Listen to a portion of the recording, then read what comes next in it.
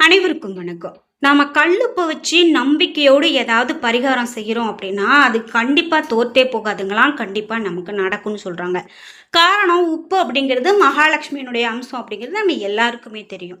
என்னதான் நாம லட்ச லட்சமா, கோடி கோடியா சம்பாரிச்சாலும் கூட, அந்த பணம் நம்ம வீட்ல இருக்கவே மாட்டேங்குது. நம்ம கையில பிடிச்சு வைக்கவே முடியல அப்படின்னு சொல்லி புலம்புறவங்க நெறைய பேர் இருக்காங்க. இந்த உப்பு அப்படிங்கிறது, அது எல்லாமே கட்டுப்படுத்தக்கூடிய வகையில நெறைய விஷயங்கள உள்ளடக்கி இருக்குங்க. இந்த கல்லுப்பு அப்படிங்கிறது சாதாரணமானது கிடையாது. முக்கியமாக வெள்ளிக்கிழமை நாள்ல பரிகாரம் அதாவது கல்லுப்பு வச்சு ஒரு சின்ன பரிகாரம் செஞ்சோம் அப்படின்னா, கண்டிப்பா நமக்கு நல்லது நடக்கும். வெள்ளிக்கிழமை முடிஞ்சா காலை 6 மணியிலிருந்து 7 மணிக்குள்ள நம்ம இந்த பரிகாரத்த செய்யலாம். பரிகாரத்துக்கு நிச்சயமா நமக்கு இரட்டிப்பு பலன் இருக்கும் அப்படிங்கிறது நம்பிக்கையோட செய்யணும். இத செய்ய முடிஞ்சா சூழ்நிலை இருக்கு அப்படின்னா, வெள்ளிக்கிழமையில நம்ம பூஜை செய்யக்கூடிய நேரத்துல கூட இந்த பரிகாரத்த செய்யலாம். அது என்ன அப்படிங்கிறதெல்லாம் நான் தொடர்ந்து இந்த வீடியோல சொல்றேன். வீடியோவ ஸ்கிப் பண்ணாம பாருங்க. நீங்க இன்னும் உற்சாகம் டிவி சேனல சப்ஸ்கிரைப் பண்ணாம இருந்தா சப்ஸ்கிரைப் பண்ணிக்கோங்க. கூடவே இருக்க பெல் ஐகான மறக்காம கிளிக் பண்ணிருங்க. வாங்க வீடியோக்குள்ள போகலாம்.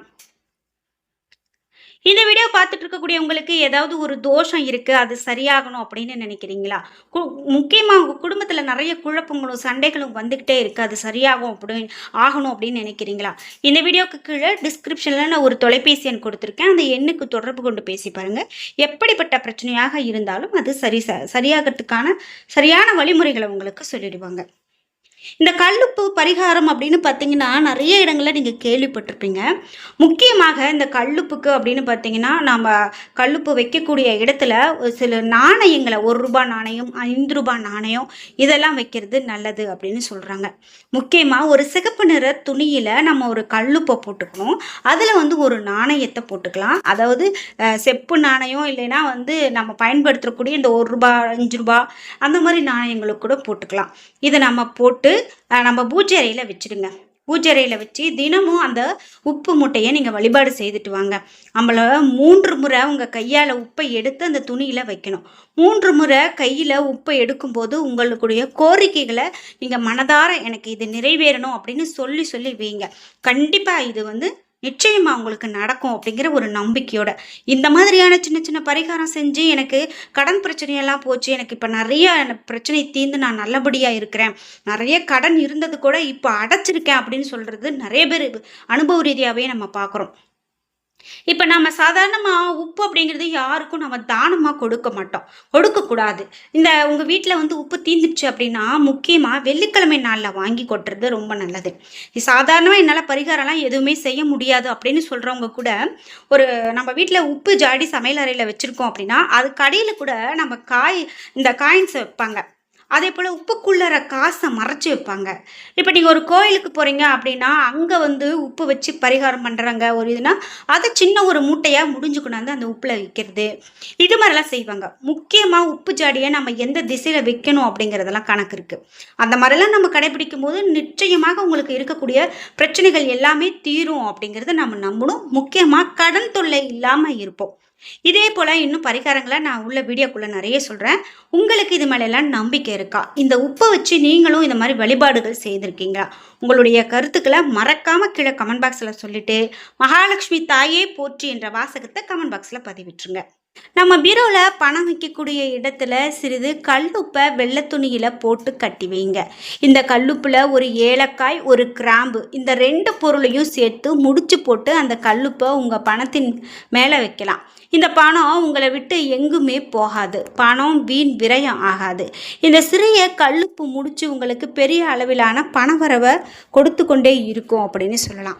பணம் வைக்கக்கூடிய பெட்டியில நம்ம பணத்தை கீழே வைத்துட்டு அதன் மேலே தான் இந்த முடிச்சை நம்ம வைக்கணும். இந்த முடிச்சுக்கு மேலே பணத்தை வைக்க கூடாது அப்படின்னு சொல்கிறாங்க. அதே போல் இதை நம்ம நினைவில் வச்சுக்கணும். அடுத்தபடியாக உங்கள் வீட்டில் வெள்ளி கிண்ணம், வெள்ளி டம்ளர், வெள்ளி ஸ்பூன் இதில் ஏதாவது ஒன்று இருந்தால் கூட அதை சமையலறையில் புழக்கத்தில் வைங்க. வெள்ளி பொருட்கள் நம்ம வீட்டில் இல்லை அப்படின்னு சொன்னால் கூட பரவாயில்லைங்க. சிறுக சிறுக பணம் சேர்த்து ஏதாவது ஒரு வெள்ளி பொருளை வாங்கிறது நம்ம வீட்டுக்கு லக்ஷ்மி கடாட்சத்தை கொடுக்கும் அப்படின்னு சொல்லலாம். சமையல் அறையில ஏதாவது ஒரு வெள்ளி பாத்திரத்த புழக்கத்துல வைத்தாலும் சரி, அந்த வீட்டினுடைய பண கஷ்டம் கண்டிப்பா வர்றதுக்கான வாய்ப்பில்ல. அப்படியே வந்தாலும், அந்த பண கஷ்டம் பெரிய அளவுல இழப்புகளை ஏற்படுத்தாது அப்படிங்கிறது தான் சொல்லப்படுது. அதேபோல நம்ம வீட்டு சமையல் அறையில புழங்கும் வெள்ளி பாத்திரங்கள உங்க வீட்ல இருக்கிறவங்க மட்டும் தான் பயன்படுத்தணும். வீட்டு உறுப்பினர்கள் தான் அத சுத்தம் செய்யணும். தவிர வீட்ல வரக்கூடிய விருந்தாளிகள் அந்த வெள்ளி பாத்திரத்துல உணவு அருந்துவது, இந்த மாரி செய்யக்கூடாது அப்படின்னு சொல்றாங்க. இதே போல செல்வ செழிப்புகளை எல்லாம் அதிபதியாக கொண்டவர் தான் மகாலட்சுமி. இந்த மகாலட்சுமி பிறந்த இடத்துல இருந்து எடுத்த கல்லுப்ப ஒரு ரூபாய் நாணயத்தின் மேல அமர வைப்பதன் மூலமா நம்ம வீட்டில் அந்த மகாலட்சுமி நிரந்தரமாக அமர்ந்து விடுவாள் என்பதில் ஒரு துளியும் சந்தேகம் கிடையாது. தங்கத்தை விட பல மடங்கு லக்ஷ்மி கடாட்சம் இருக்கக்கூடிய ஒரு பொருள் தான் வெள்ளி. அதை நீங்க உங்களுடைய சமையலறையில பயன்படுத்துவதன் மூலமா அதிர்ஷ்டம் அடித்து கொண்டே இருக்கும், ஓடி வரும் என்பதில் எந்த விதமான சந்தேகமும் கிடையாது. இந்த 2 சின்ன சின்ன குறிப்புகளை முடிந்த வரைக்கும் உங்கள் வீட்டில் முயற்சி செய்து பாருங்கள். நல்ல மாற்றம் கிடைத்தால் லாபம் பெற வேண்டிய நிறைவேறும் அப்படின்னு சொல்லலாம். நஷ்டம் அடைவதற்கு ஒன்றுமே கிடையாது. கண்டிப்பாக உங்களுக்கு நல்ல ஒரு லாபம் இருக்கும் அப்படின்னு சொல்கிறாங்க.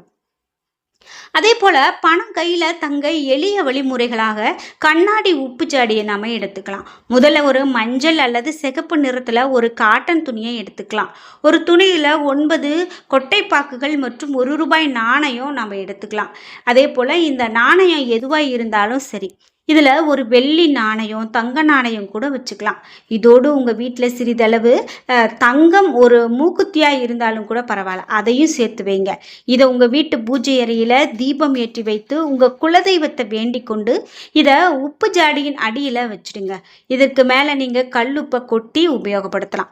இந்த பரிகாரம் முடிச்சு அப்படின்னு பார்த்தீங்கன்னா உங்கள் வீட்டு உப்பு ஜாடிக்குள்ளே இருக்கக்கூடிய அந்த உப்பை நம்மளுடைய அசைவம் சமைக்கும் போது உபயோகப்படுத்தலாம், தவறு கிடையாது. அதே போல் பெண்களுக்கான மாதவிலக்கு காலத்தில் கூட நமக்கு எந்த ஒரு கணக்கும் இந்த உப்புக்கு கிடையாது. இந்த உப்பு ஜாடியின் அடியில் இந்த முடிச்சு எப்போதுமே இருக்கணும், அவ்வளோதான். இப்படி செய்வதன் மூலமாக முதல்ல பணம் வர்றதுக்கான வழி பிறக்கும். பிறகு கொஞ்சம் கொஞ்சமாக பணம் வீட்டில் தங்க துவங்கும். அப்படி வரக்கூடிய பணத்தில் உங்களால் முடிந்த வரைக்கும் ஏழை எளியவங்களுக்கு உதவி செய்யுங்க. இதனால் எப்போதுமே பணவரவு தடையில்லாமல் நமக்கு கிடைக்கும் அப்படிங்கிறதுல எந்த விதமான சந்தேகமும் இல்லை அப்படின்னு சொல்லலாம். இது மட்டும் இல்லாமல் நம்ம இந்த நிறைய விஷயங்களை பார்க்கும்போது உங்கள் வீட்டில் சின்ன சின்ன தவறுகளை செய்யவே கூடாது அப்படின்னு சொல்கிறாங்க. கட்டாயமாக உங்கள் வீட்டில் தேவையற்ற பிரச்சனைகள் வர்றதுக்கான விஷயங்கள் தான் இந்த தவறுகள் செய்கிறது. அதாவது வீட்டிற்கு தரித்திரம் பிடிக்கக்கூடும் அப்படிங்கிறதுல சந்தேகம் கிடையாது. உங்கள் வீட்டில் ஐஸ்வர்யம் நிலைத்திருக்கணும் அப்படின்னா நாம் இந்த மாதிரியான விஷயங்கள்லாம் ஞாபகத்தில் வச்சுக்கணும் அப்படின்னு ஒரு சிலது சொல்கிறாங்க. அது என்ன அப்படின்னு பார்த்தீங்கன்னா, பிளாஸ்டிக் டப்பாவில் உப்பை போடக்கூடாது அப்படிங்கிறது நன்றாக தெரிஞ்சிருக்கணும்.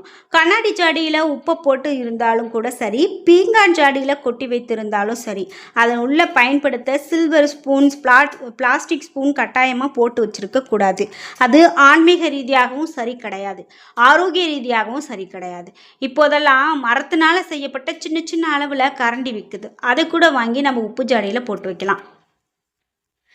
இதே போல் சில பேர் சாப்பிடும்போது உப்பு ஜாடியை அப்படியே கொண்டு வந்து பக்கத்தில் வைத்துக்குவாங்க. சாப்பாட்டில் உப்பு குறைவாக இருக்குது அப்படின்னா அந்த உப்பு ஜாடிக்குள்ளே தங்களுடைய இடது கையை விட்டு உடனே உப்பு எடுத்து சாப்பாட்டில் போட்டுக்குவாங்க. இது மிக மிக தவறான பழக்கம் அப்படின்னும். உப்பு ஜாடியை உப்பு வைக்கக்கூடிய இடத்துல இருந்து நகர்த்தவே கூடாது. தேவைப்பட்டால் அதிலிருந்து கொஞ்சம் உப்பை நம்ம எடுத்து சிறிது பாத்திரத்தில் போட்டு பயன்படுத்தலாம். உப்பு ஜாடி வீட்டில் நாம் உடையக்கூடாது அப்படிங்கிறதுல ரொம்ப கவனமாக இருக்கணும்.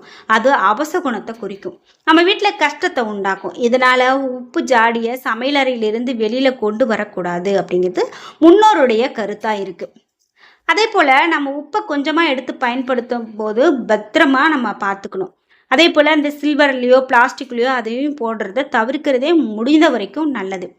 மீதம் இருக்கக்கூடிய உப்பை அதை நம்ம கீழே கொட்டிடணும், அதை மீண்டும் ஜாடியில் கொட்டக்கூடாது. சின்ன சின்ன மண்பாண்டங்கள் எல்லாமே இப்போ கடைகளில் சுலபமாக கிடைக்குது.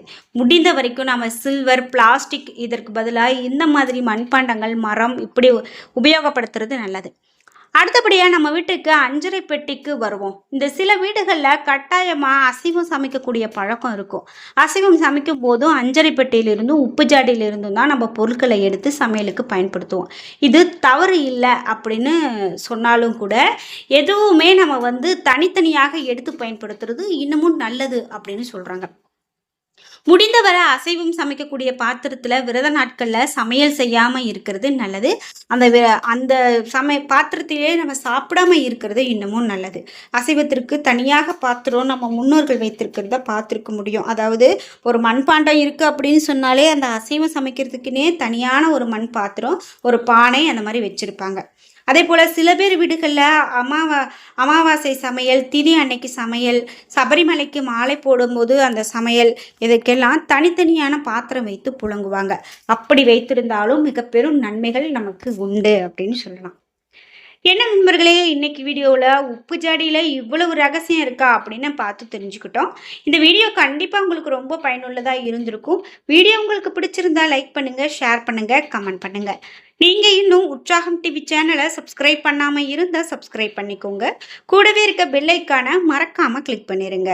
நன்றி வியூவர்ஸ்.